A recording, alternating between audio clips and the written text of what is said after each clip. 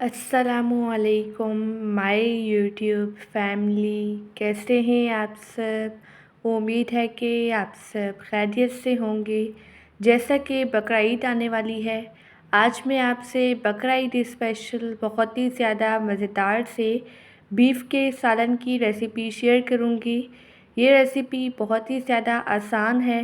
आपने वीडियो को लास्ट तक वॉच करना है ताकि रेसिपी का कोई भी पॉइंट आपसे मिस ना हो। चलें बगैर टाइम वेस्ट किए मज़ेदार से सालन को बनाना स्टार्ट करते हैं। इसके लिए हम एक पैन में ऐड करेंगे हाफ़ कप के बराबर कुकिंग ऑयल। ऑयल को गरम करेंगे। इसमें हम ऐड करेंगे 1 टीस्पून के बराबर साबुत सफ़ेद ज़ीरा। ज़ीरे को हम हल्का सा फ्राई कर लेंगे। जैसे ही ज़ीरा फ्राई होगा, इसमें हम ऐड कर देंगे 5 से 6 अदद जवे लहसुन के और इन्हें भी हम फ्राई कर लेंगे।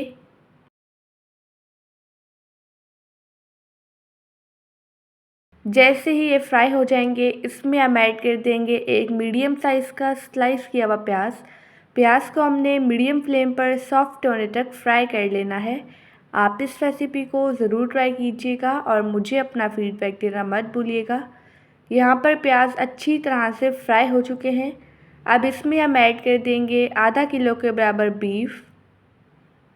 आप चाहें तो इसकी जगह मटन का भी इस्तेमाल कर सकते हैं। अब इसे हम अच्छी तरह से फ्राई कर लेंगे ताकि जो उसका कलर है वो चेंज हो जाए, ठीक है।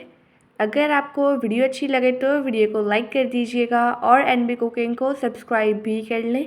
मैं डेली बेसिस पे आपके लिए रेसिपीज़ लेके आती हूँ।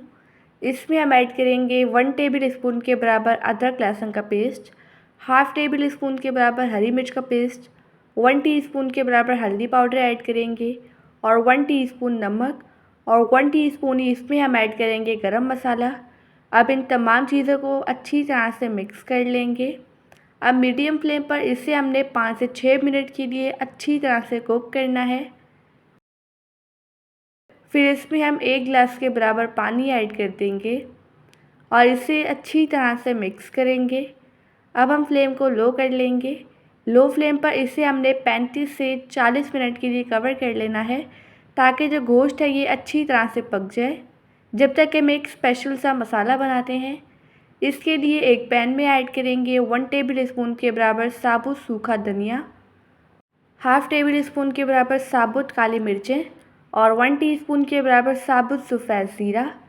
अब इन तीनों मसालों को हम अच्छी तरह से कुक कर लेंगे, ठीक है। रोस्ट करेंगे हल्की आंच पर ताकि इनकी अच्छी सी खुशबू आ जाए। अब इन्हें हम ठंडा कर कर इनका पाउडर तैयार कर लेंगे। इस पाउडर को हम साइड पे रखते हैं। यहाँ पर 40 मिनट हो चुके हैं। जो गोश्त है बीफ का ये अच्छी तरह से कुक हो चुका है। एक दफ़ा इसे हम अच्छी तरह से मिक्स कर लेंगे।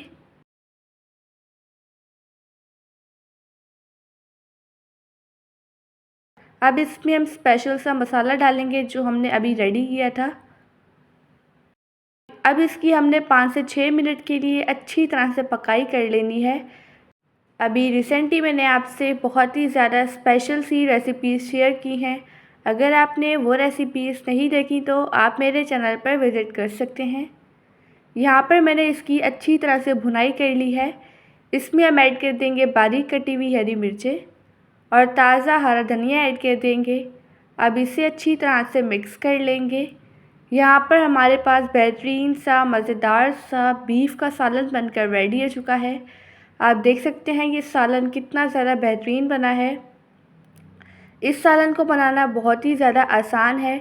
आपने इस ईद पर इस रेसिपी को ज़रूर ट्राई करना है और मुझे अपना फ़ीडबैक आपने लाज़मी देना है। माशाल्लाह अल्हम्दुलिल्लाह हमारा मज़ेदार सा बकरा ईद स्पेशल बीफ का सालन बनकर रेडी हो चुका है। अब इसे हम एक प्लेट में सर्व करेंगे। आप देख सकते हैं ये सालन कितना ज़्यादा बेहतरीन बना है। अगर आप इसे मेहमानों को सर्व करेंगे, ये रेसिपी मेहमानों को बहुत ही ज़्यादा पसंद आएगी। आई होप कि आपको आज की रेसिपी बहुत ही ज़्यादा पसंद आई होगी। आप सब अपना ढेर सारा ध्यान रखिएगा, मुझे अपनी दुआ में याद रखिएगा। अल्लाह हाफ़िज़, बाय बाय।